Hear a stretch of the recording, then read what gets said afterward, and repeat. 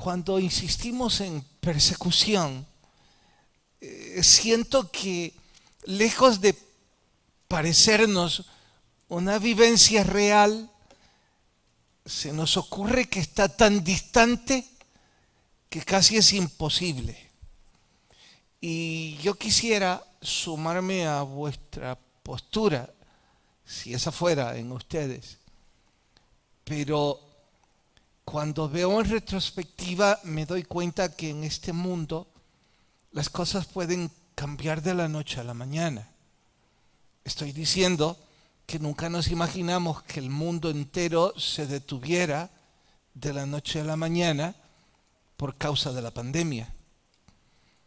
Y junto a situaciones como esas, también pasan eventos más aislados en nuestras familias que también nos hacen cambiar de la noche a la mañana. Con esto no estoy augurando ni deseando que la persecución embista a América. Lo dije en media semana y lo recalco, ruego a Dios en las próximas generaciones eso no suceda. Sin embargo, mientras más estudio el pasaje y más veo un poco de historia antigua y contemporánea, más me doy cuenta de que debo advertir, no solo por la vivencia, sino porque la Biblia ya lo advierte y lo hace y una y otra vez. De hecho, noten en este video que el asunto de la persecución no es tan distante para nosotros como lo pudimos haber imaginado. Véanlo de esta forma, me anticipo a lo que están por ver. El documental que están por presenciar, que por cierto está partido, data del 2022. Eso significa que ni siquiera ha pasado un año. No está bien que llame eso historia contemporánea, es mejor que diga es parte de nuestra historia. Sumado a eso, dice que 16 cristianos mueren en el mundo cada día y que la curva es ascendente desde el 2015. 16 por día en el mundo por causa de la persecución a la Iglesia de Cristo. Es un número que debería hacernos reflexionar. Y también sumen a esto, verán en cuanto a contexto geográfico que se dibuja una especie de triángulo entre México, Cuba y Colombia. Lo que está en medio de dicho triángulo, por supuesto, es El Salvador.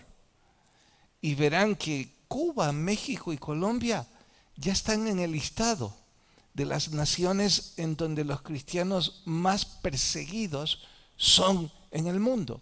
Ustedes dirán, pero vamos, predicador, en Colombia y en México hay libertad de culto. No en el poder del narcotráfico, que es lo que resalta el documental. Y nosotros estamos en medio. Bueno, creo que no les prejuicio, mejor saquen sus propios juicios. Por favor, correlo. En el 2021, el número de cristianos perseguidos por causa de su fe continuó aumentando de forma dramática. Actualmente, al menos 360 millones de cristianos viven en naciones con altos niveles de persecución o discriminación. Dentro de los datos más preocupantes se destaca el hecho de que en el 2021 el número de martirios de fieles cristianos aumentó en más de 1,000 personas en todo el mundo, siendo Nigeria la nación donde más mártires se presentan. Esto es lo que reporta el Ministerio Internacional Puertas Abiertas, institución que ha documentado el estado mundial de la persecución de los cristianos durante al menos 60 años y que ha denunciado todas las situaciones y formas de hostigamiento que los cristianos enfrentan alrededor del mundo. Bienvenidos a este análisis sobre la persecución de los creyentes en 2022. El pasado 19 de enero, Puertas Abiertas hizo pública la lista de las 50 naciones donde es más peligroso ser cristiano en 2022, tomando como referencia el periodo del 1 de octubre de 2020 al 30 de septiembre de 2021.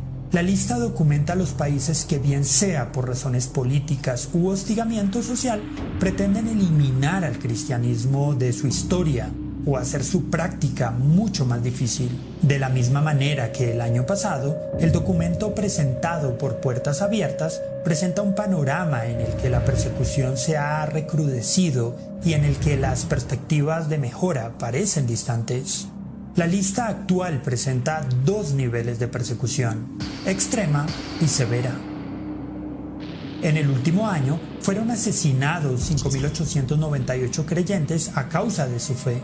Esto quiere decir que en promedio cada día 16 cristianos son asesinados por motivos relacionados con el Evangelio, una cifra que supera notablemente la del año anterior, en la que el promedio de martirios diarios era de 13 cristianos. El país en el que se registraron más muertes violentas de cristianos fue Nigeria, con más de 4.650 asesinatos, los cuales fueron perpetrados por milicias locales asociadas a redes islamistas como el Estado Islámico y por los clanes enfrentados allí por los recursos naturales escasos. La categoría de cristianos detenidos sin juicio, arrestados, sentenciados y encarcelados también estableció un nuevo récord en 2021 con un total de 6.175, unos 1.000 casos más que en el periodo del informe anterior. India lideró con 1.310 casos, mientras que China detuvo a 1.147 cristianos. En América Latina, la persecución a los fieles cristianos sigue una tendencia preocupante, siendo los grupos criminales asociados al narcotráfico las organizaciones que más persiguen a los creyentes en zonas de conflicto. Los líderes cristianos que no se sometieron a la voluntad de tales grupos fueron agredidos, amenazados e incluso asesinados. En esta categoría de persecución, México y Colombia son las naciones en las que más se presentan acciones de hostigamiento contra los creyentes. Aunque México descendió en la lista de vigilancia del puesto 37 al 43, los cambios no representan mejoras significativas en la situación de los creyentes allí, pues los niveles de violencia continúan siendo muy altos. Por otra parte, México, Colombia y Cuba, junto a Eritrea y Etiopía, continúan siendo las únicas naciones de mayoría cristiana en esta lista donde los creyentes en Cristo enfrentan más dificultades para la práctica de su fe. Dos nuevos países ingresaron a la lista este año: Cuba y Níger.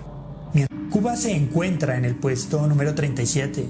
Y las razones para ser incluida en la lista incluyen las medidas restrictivas por parte del régimen comunista a la vida de la Iglesia. La crisis del COVID-19 ha sido usada como un pretexto para obstaculizar la práctica de la fe, al tiempo que múltiples pastores y clérigos han sido detenidos por su participación en protestas contra la dictadura. China ocupa este año el puesto 17. Luego de haber ingresado a la lista de las primeras 20 naciones de vigilancia en el 2020. Allí la violencia contra los fieles es particularmente diferente. Mientras que en este país no se presentan ataques o asesinatos de creyentes, los cierres y ataques a las iglesias continúan siendo los más altos en todo el mundo. Durante el 2021, más de 3.000 iglesias fueron atacadas o cerradas en China.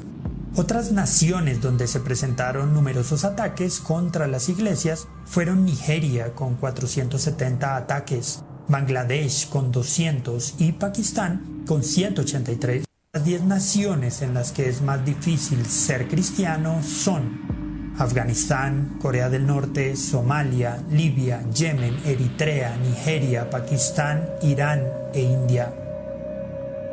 En este sentido, el último informe, que revela un aumento notable en la persecución de los cristianos, eleva un llamado urgente a la movilización y la manifestación activa por aquellos hermanos nuestros que continúan siendo perseguidos, hostigados y asesinados. Queremos terminar este informe haciendo un llamado a todos los creyentes de habla hispana para que se unan en oración por nuestros hermanos perseguidos.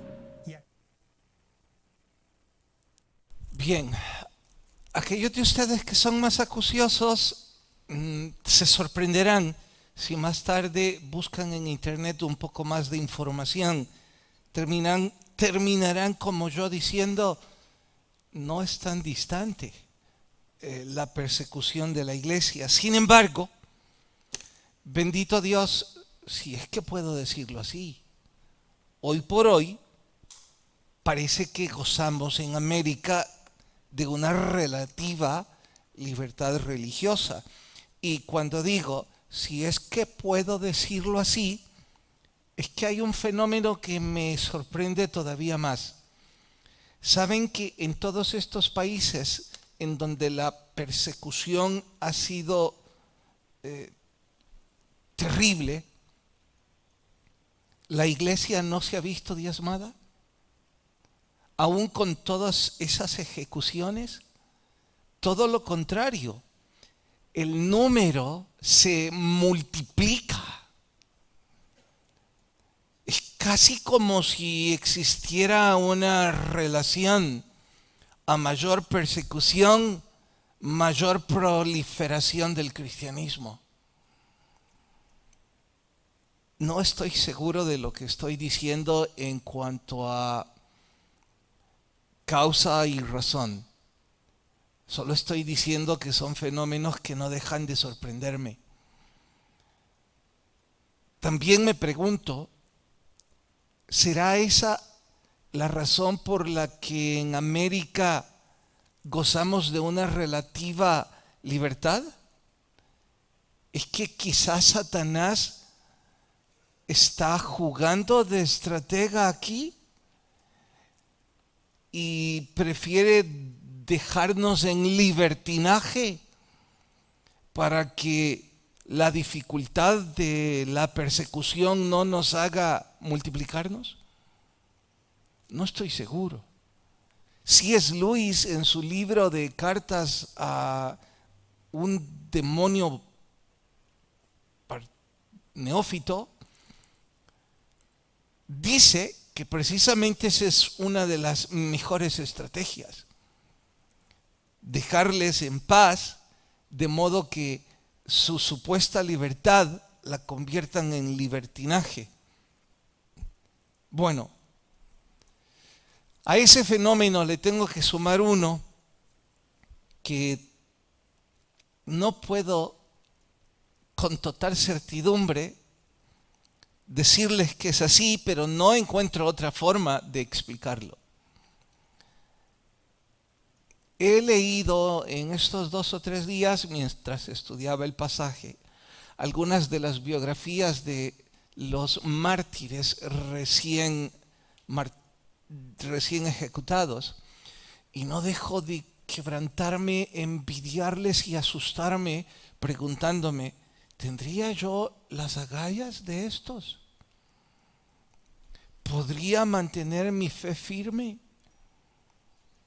Y leí también la de John Bunyan cuando fue encarcelado, donde él narra que su corazón se siente desmoronado por sus 3 hijos, porque ya pasaban problemas para poder alimentarse cuando él estaba fuera. Pero ahora que está en prisión, no se imagina las privaciones que van a sufrir, y dice, especialmente mi pequeñito, el cual nació invidente. Y resalta, quizá por su limitación, está más cerca de mi corazón, y mi corazón llora por él. El encargado de la prisión me ha ofrecido dejarme libre mañana si niego mi fe en Jesucristo. Pero no hay una tan sola razón, ni siquiera mi pequeño hijo invidente, que pueda moverme de confesar a Jesús como mi Dios. Me he dicho, qué fe la de estos gigantes. Y pienso que eso solo viene de una forma sobrenatural, que humanamente hablando es contra la naturaleza, que dicha convicción y dicho coraje puede venir únicamente por la presencia y la unción del Espíritu de Dios, dando a estos hombres el valor, el coraje y la convicción que se necesita. Así es que, cuando pienso en nuestra realidad religiosa, termino concluyendo de que nosotros estamos en una especie de paraíso, porque nuestra fe no se pone a prueba contra la persecución o contra la muerte o contra el sufrimiento por hambruna, sino por cosas bastante, pero bastante menos importantes, en donde deberíamos concluir que aquí ninguno de nosotros debería flaquear en cuanto a la confesión de su fe.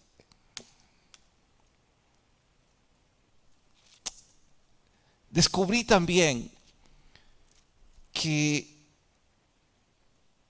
el Espíritu Santo daba a estos hombres que estaban siendo enviados como marcas indelebles que los identificaban con su causa. Y quiera Dios no les parezca grotesca mi comparación. Es burda, pero no se me ocurrió otra. Cuando yo hablo de una marca indeleble, de un sello que no se puede borrar, estoy imaginando en el oeste, cuando los dueños del ganado no tenían otra tecnología para identificar a sus reses más que con un hierro incandescente que ponía la marca: esto me pertenece. En eso estoy pensando cuando digo que el Espíritu Santo nos pone marcas indelebles. Y si les parezco muy grotesco, la idea la saqué de las promesas que aparecen en 1 Corintios, en donde dice que hemos sido sellados con el Espíritu Santo. Entonces, ese sello son las marcas de las que yo hablo ahora, que los cristianos genuinos las llevan consigo. No es su cuerpo el que tiene la cicatriz, es su alma que ha sido marcada con el fuego de su Espíritu Santo y que los identifica por doquiera van. De hecho, en este pasaje dice que el discípulo emula a su maestro. Eso significa que el estudiante va a replicar lo que el maestro ha vivido, y que si nuestro Señor sufrió, no se puede esperar menos, y que no debería sorprendernos.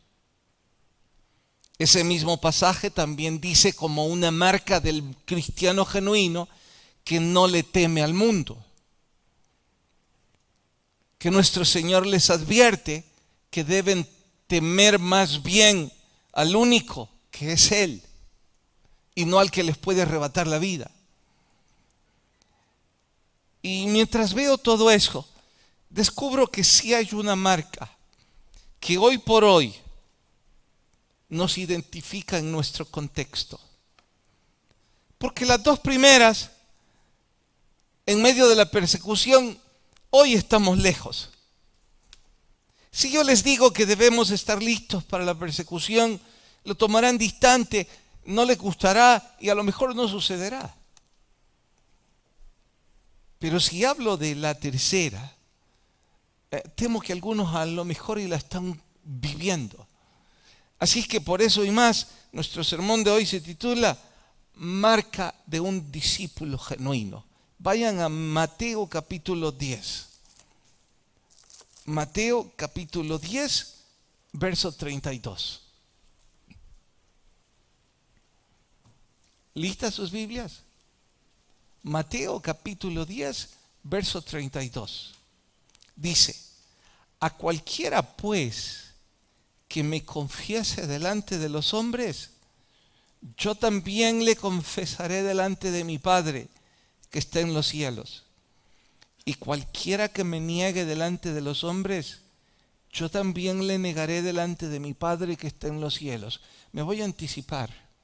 Por supuesto que la marca de la que yo estoy hablando hoy es a confesar con nuestra boca de manera pública y honrosa de que Jesús es nuestro Dios.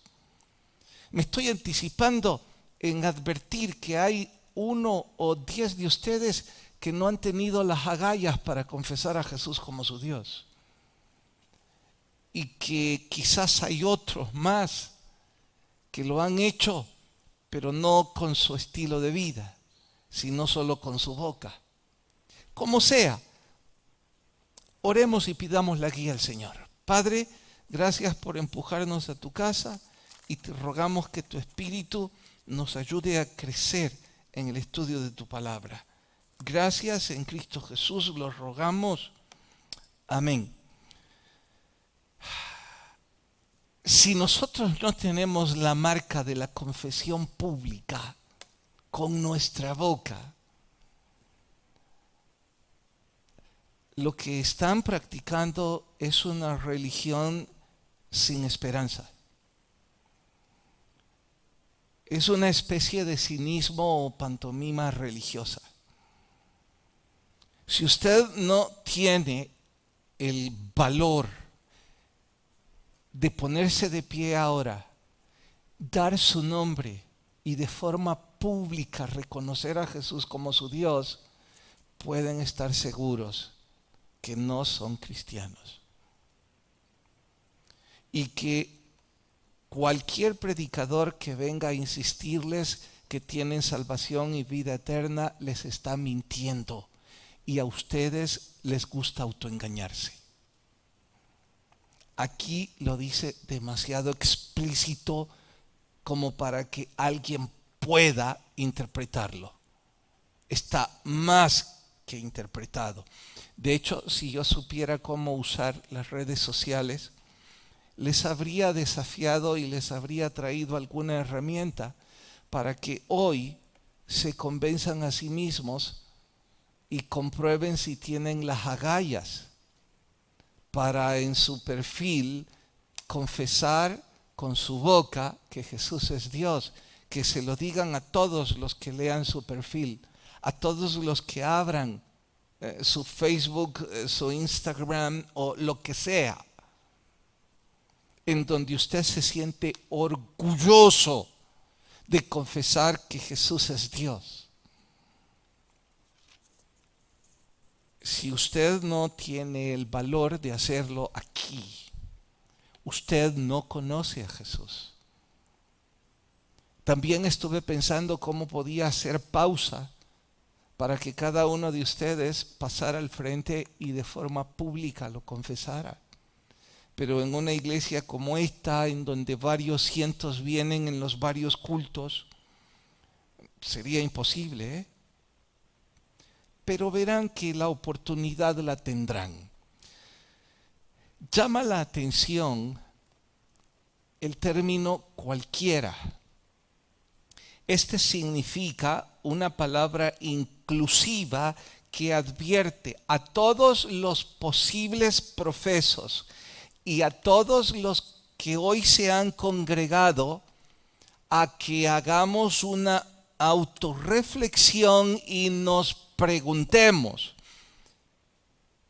¿yo he ya confesado a Jesús como mi Dios?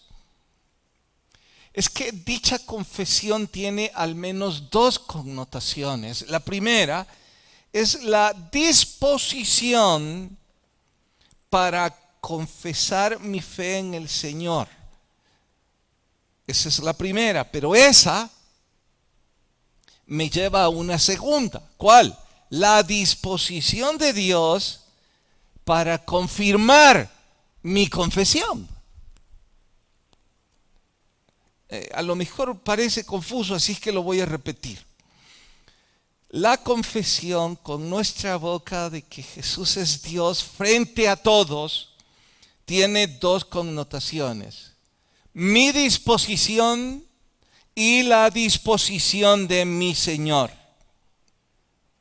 Si yo muestro mi disposición, entonces Él muestra su disposición marcándome.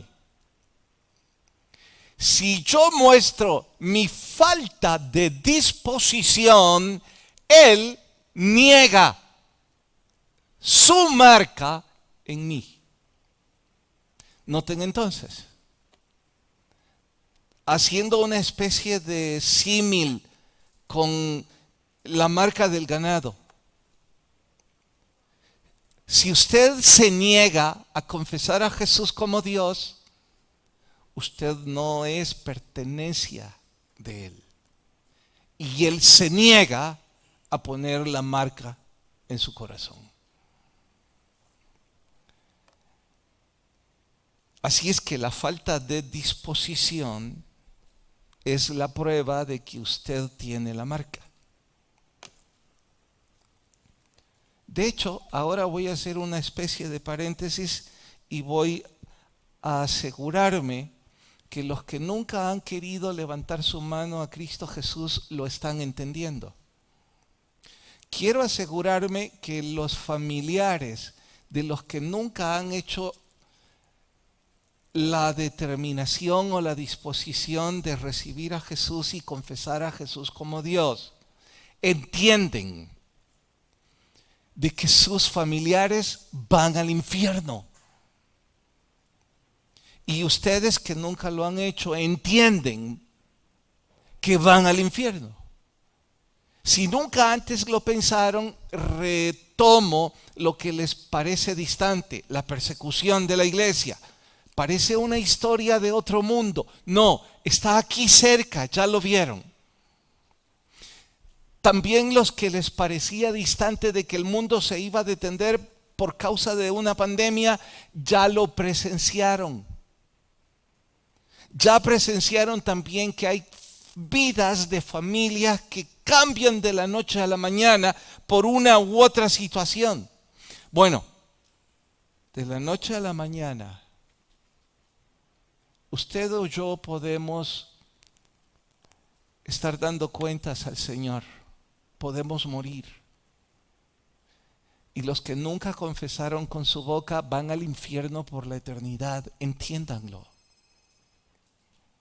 No hay ni un término medio ni una posibilidad religiosa distinta.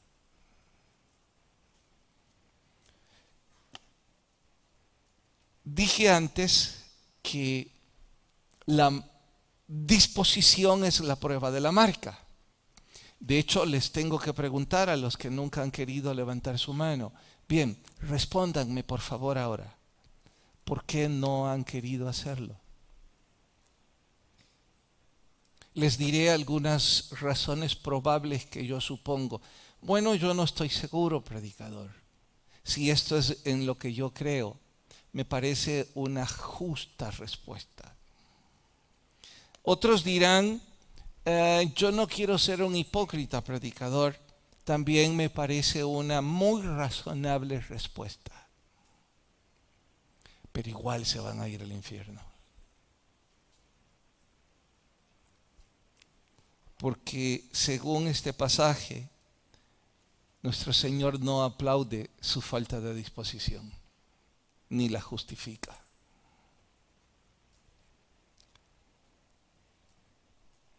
Pablo dijo que él no se avergonzaba del Evangelio. Y a lo largo de la historia hemos visto sin número de personas que lejos de sentirse avergonzados de confesar su fe, se sienten privilegiados. Bueno, algunos no solo privilegiados van a la muerte por causa de su fe, ya lo vieron. Pero en contraste, usted siente vergüenza aquí de levantar su mano. Usted siente dudas.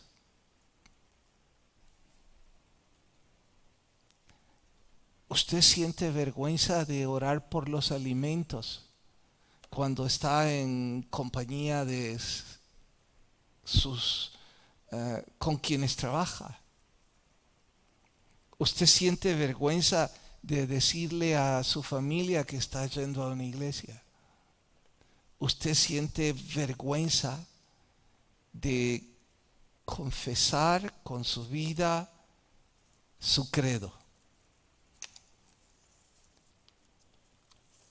Eso solo prueba que usted no ha sido marcado. De hecho, imagínense en un ambiente como este. La mayor parte de los que están aquí, o una buena parte supongo, no vamos a dudar un poco si alguien nos pregunta si confesamos a Jesús con nuestra boca. Lo diremos y a gritos. ¿Amén o no amén? Ok, nótenlo, lo presumí. Estoy en un ambiente ahora en donde la mayor parte confiesan a Jesús como Dios y se sienten orgullosos y honrados del privilegio. Y aún en ese ambiente me niego rotundamente, rechazo la invitación. ¿Piensan que Jesús los abrazará? Tienen que ser muy ilusos o a lo mejor analfabetas. Ilusos es que se imaginan tonterías. Analfabetas porque no pueden leer, porque aquí dice claro.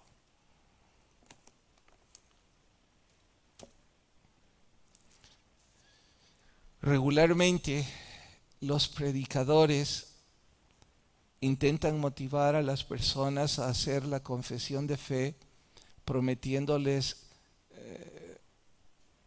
popularidad, prometiéndoles solución a sus problemas familiares, sanidades y hasta riquezas. Pero nuestro Señor Jesús no nos está ofreciendo eso. Dice que vamos a sufrir penas, sufrimientos, privaciones. Y aún así está preguntando si queremos confesar con nuestra boca. Extraño predicador que intenta motivar a la gente a través de privaciones. Pues no me inventé yo la técnica.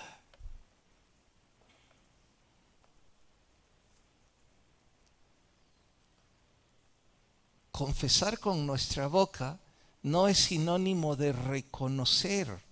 Creo que hay personas que interpretan mal la idea. Es que reconocer una verdad, mostrar simpatía por ella, incluso aplaudirla, es lo que muchos hacen, pero eso no es confesar con nuestra boca. De hecho, eso es lo que algunos de los oyentes hacen aquí cada semana. Reconocen y dicen, no, sí, esto está bien. Y yo creo en la Biblia, y yo creo en Dios. No, además, mi abuelita ora por mí, mi papá es cristiano. No, a mí me gusta todo esto. Y le preguntan, ¿y quiere confesar con su boca? No.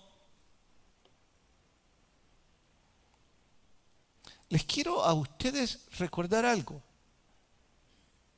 o tal vez contárselos porque no lo sabían. La Biblia dice que los demonios también reconocen a Jesús como Dios y están mejor que usted. Porque la Biblia dice que los demonios no solo los reconocen como Dios, tiemblan frente a Él. Pero aun cuando reconocen que Jesús es Dios, aun cuando tiemblan enfrente de Él, no confiesan a Jesús como su Dios. ¿Por qué? Porque ellos rechazan el señorío de Cristo en sus vidas. Exactamente como usted.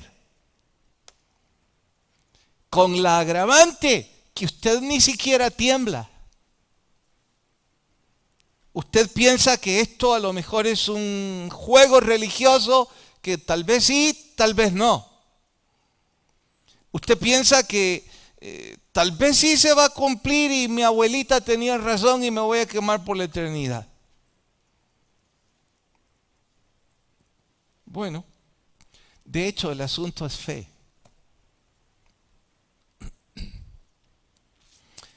La confesión con nuestra boca en forma pública de que Jesús es Dios, nuestro Dios, por supuesto que es un buen indicio de que nuestra fe es genuina y auténtica. Por supuesto que es un buen indicio. De ahí que mire el contraste. En un país como este, que hoy por hoy el Evangelio es bien visto, en donde no hay persecución, usted se niega.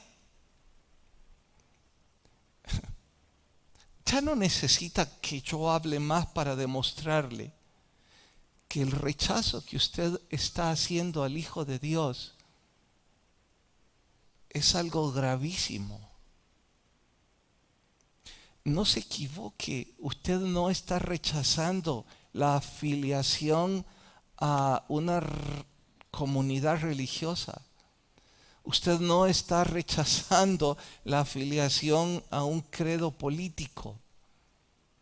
Usted está rechazando a Jesús como su Dios. Y eso es la peor maldición que usted se puede canjear a sí misma o a sí mismo.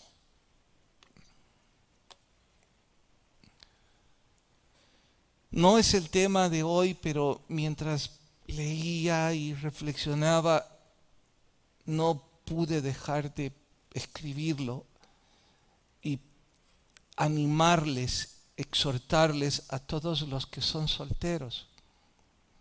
Yo no puedo entenderlos cómo ustedes están saliendo con personas que no confiesan a Jesús como Dios. No los entiendo, pero ni un poco.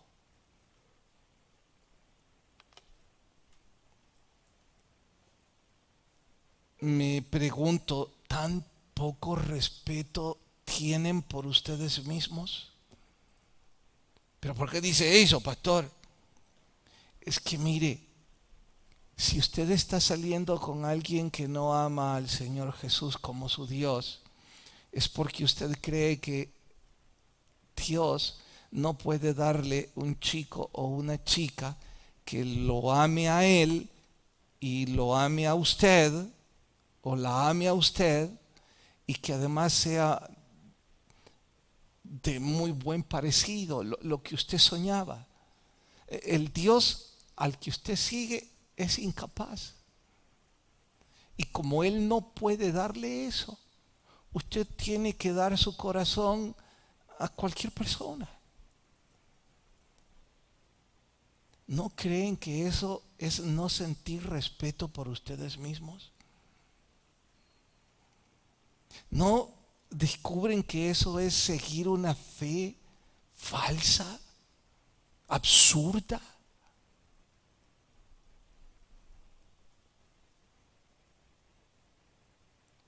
Entiendo que a veces vienen momentos de prueba en donde nuestra fe flaquea, absolutamente bíblico. Pedro es un buen caso. un buen ejemplo, negó al Señor y 3 veces. Pero al igual que Pedro y otros más que flaquearon, fueron lapsos, fueron periodos de tiempo tan cortos como el hecho de que alguien le golpea el estómago, le saca el aire y como reacción usted dice 2 o 5 tonterías que cuando la sobriedad vuelve a su mente, usted se arrepiente y vuelve al Señor.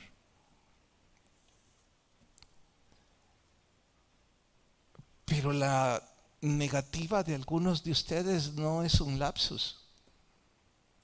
Ustedes llevan meses o años escuchando esto y rechazando el señorío de Cristo en sus vidas. En una comunidad donde el evangelio tiene cierto respeto y reputación. ¡Ja!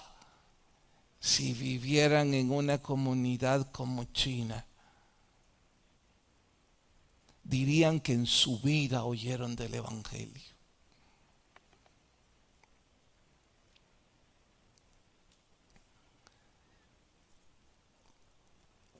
Algunos flaquean por los errores de otros, como esa vez en donde me da pena tener que mencionar el nombre, porque yo sigo respetándole, no en su error, sigo respetando su biografía y me da tristeza la manera en la que cayó y cómo el mundo reaccionó. Me refiero a Jimmy Swaggart.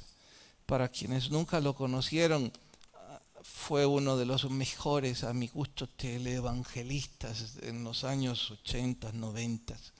Un gran predicador y que ayudó a miles de niños en el mundo a través de su ministerio, de las donaciones que recibía. Cayó en un pecado de inmoralidad sexual. La prensa arremetió contra él, su iglesia igual, y no sé si consiguió levantarse o no. No es el punto. Lo que quiero traer a recuerdo es que en ese entonces yo trabajaba en una oficina de gobierno, éramos como 25 en el piso y 3 éramos cristianos. Me llamó una de las compañeras cristianas y me dijo, mira, mañana van a acabar con nosotros. Yo le dije, sí, cierto. Así es que te llamo porque sé que sos mucho más joven que yo, me dijo. Estoy orando que tu fe no se quebrante. No respondamos, callémonos, oremos por este pastor, me dijo. Y yo dije, agradezco su consejo. Porque en efecto fue la estrategia que seguí. Porque desde que llegué, mirá, y ese es tu pastor, ¿vos? Y vos no te tenés una así también.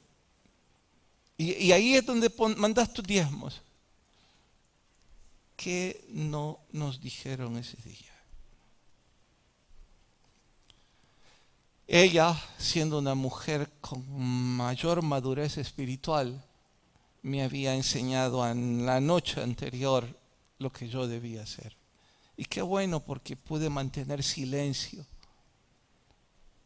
tristeza, dolor, pero mi fe no flaqueó. El tercero de nuestros compañeros sí. Se hartó de las burlas, de los descréditos y dijo, no, si es a saber de dónde es, yo no soy de su iglesia, yo lo mío es diferente, yo de vez en cuando voy.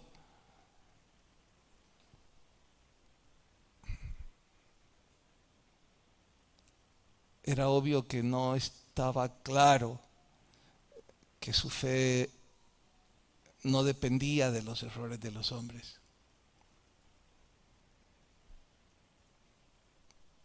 No dejo de mencionar también aquellos que tienen 3 años de trabajar en esa compañía, o 5 años de vivir en esa colonia, o 2 años en la universidad con el mismo grupo de compañeros, y nadie sospecha que es cristiano.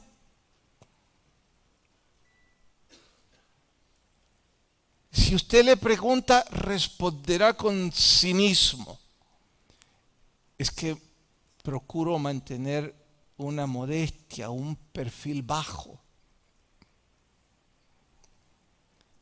Yo le diría, realmente muy bajo. Porque lo que la Biblia enseña, que la luz de Cristo se proyecta e ilumina en medio de las tinieblas. Ya alguien tendría que habernos preguntado al menos: mira, ¿y vos por qué sos raro? Es que hablas diferente, no te reís de todas las locuras. ¿Qué es lo que sos?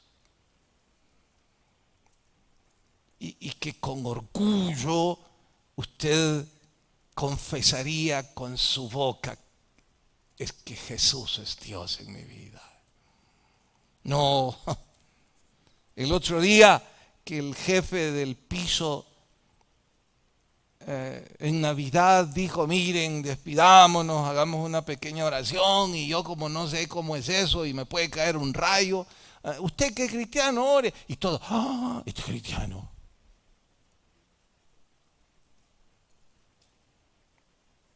Increíble, ¿no? Que nadie sabía que usted es cristiano. Vaya manera de confesar que nuestro Señor es Dios. Vaya manera de comportarnos con el resto del mundo, de nuestras bromas, de nuestros vocabularios, de lo que aplaudimos, que dista mucho de alguien que podría confesar que Jesús es Dios.